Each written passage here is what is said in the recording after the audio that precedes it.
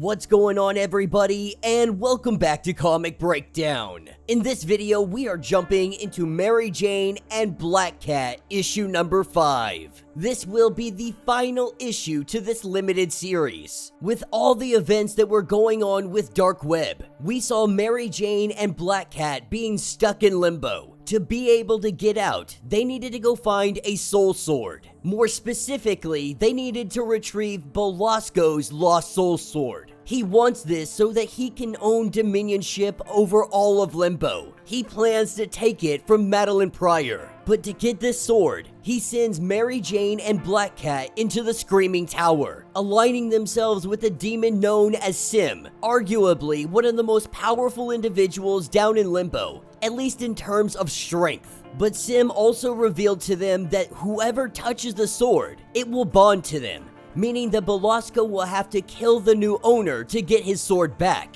Felicia was prepared to sacrifice herself, but MJ, she wouldn't have it. Together, they figured out a plan so that they could both get home safely. Now, make sure you guys have subscribed to the channel, make sure that you like this video, and with that being said, let's dive into this breakdown. Alright gang, we are picking up in Limbo at Castle Belasco. We have Mary Jane and Black Cat who have shown up. Belasco greeting them, recognizing that they're here. They left the Screaming Tower, so they can only assume that they have the soul sword. Belasco is curious on how they were able to handle the forces on the outside, because they had Hydra, they had demons. Everybody from every crevice of Limbo was coming down here. They all wanted the soul sword, and so they fought. Or at least Sim believed that they were going to fight. But while Sim, the giant freaking purple demon, he was absolutely decimating the ranks out here. This gave Mary Jane and Felicia the opportunity to sneak away. Everybody focused on Sim. Even Sim didn't know that the girls were gonna leave. They ditched him outside of the tower. They let him fight. It's completely unknown if he is dead or not, but Felicia says who cares? At the end of the day, we were using him for our own benefit. But getting down to business, Belasco asks which one of you has the soul sword. This is when Felicia and MJ ask him if he is a gambling man, because right now, there is a real gamble in front of him. They reveal that they already knew about the soul sword. They knew that one of them would be bonded to it, that this information Belasco had kept from them. They know that one of them has to die for him to get the sword. So the question remains, which one of us does have the sword? He would have to kill the soul sword's bearer before she could summon it. She'd be too powerful then, but if he killed the wrong one, the one with the soul sword would draw that blade out and ensure Belasco gets put down for good. So his odds are 50-50. They are telling him to guess. Guess which one of us has the sword. Going off what he knows about the two, he assumes that Felicia is the one with the sword. She is the one that really doesn't have anything to lose. And MJ really isn't the reigning over Limbo type. She would never stay and rule over Limbo. But Black Cat, she could see herself as a demon queen. Using his powers, he goes to absolutely incinerate Felicia. But as the flames clear, we see that both MJ and Felicia are wielding a half of the soul sword. Belasco very confused about this. We jump back into the Screaming Tower. When Felicia went to grab the sword, MJ wouldn't let her. That it may be some kind of noble sacrifice that you're after, but together we can figure this out.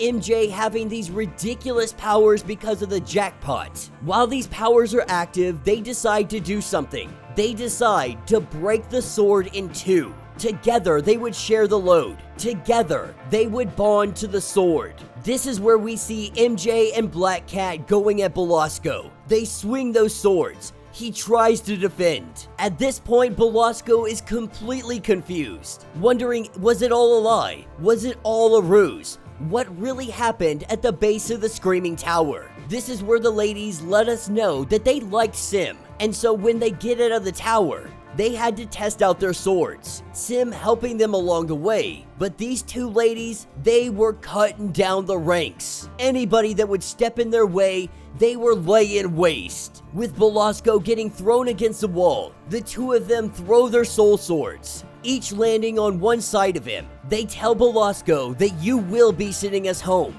but only because your new boss is about to make you. Believing that it is time for some new leadership, that is where Sim comes in. He grabs those swords, wielding one in both hands. He lets it be known that it is time for Limbo to have an opposition party, because right now Madelyne Pryor's name is still on the lease, but he thinks it is time for somebody to challenge this. Sim now having the soul sword and the soul compass. From now on, Belasco is a minion to Sim. Taking us shortly after this event, we see Belasco chained up and Sim sitting on the throne, making Belasco send them back home. Belasco does tell them all to enjoy this, because he will be coming for all of them. Sim, Black Cat, Mary Jane Watson, they have all made his list. And this is not something he will forget. He is an immortal, which means he has endless time to contemplate his vengeance. With a portal opening up, our ladies find themselves back in New York City. As they swing through the city, Black Cat is just making sure that the two of them are okay. Peter and Mary Jane's history, it's only been 6 months. So she was really worried that Mary Jane would have a problem with her dating Peter Parker. But she lets us know that she's not gonna get into it any more than this. That to her, this was a lot longer than 6 months ago. That Felicia is wrong, and she has no problem with this, because MJ now has a family, a man that she loves and children that she adores. With MJ going inside and hugging her loved ones, she introduces her family to Black Cat. And that will be the end of this series. So let me know what you guys think down in the comments. Another 5 issues down connecting Spider-Man and MJ, and we still don't know what happened. Now, maybe you guys know. Maybe you guys have already read the Spider-Man. You guys know I stopped reading Spider-Man.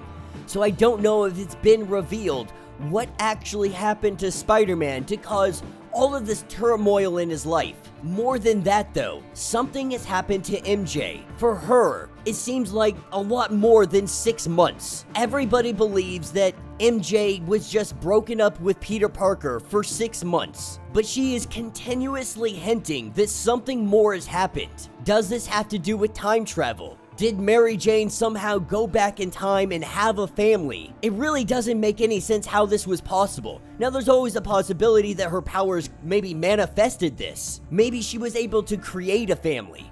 We have already seen her powers are just stupid powerful when she hits that good jackpot. I'm not gonna lie, this kinda has me wanting to pick Spider-Man up just to find out what the freak happened. But the stories that are going on in Spider-Man are just so bad that I can't even bring myself to buy the comic. But if I'm gonna be 100% honest, I have never really been a fan of MJ. I don't like the way that she is written most of the time. I don't like her character. I'm not a fan of it, and I'm not a fan of her being with Spider-Man. I know a lot of old-time fans and stuff of that nature, they really like the idea that, you know, Peter Parker and Mary Jane are together. But I like the idea of Felicia and Peter, of Black Cat and Spider-Man. I think Black Cat is a lot of what Spider-Man needs. But it will be interesting to see the stories continue on.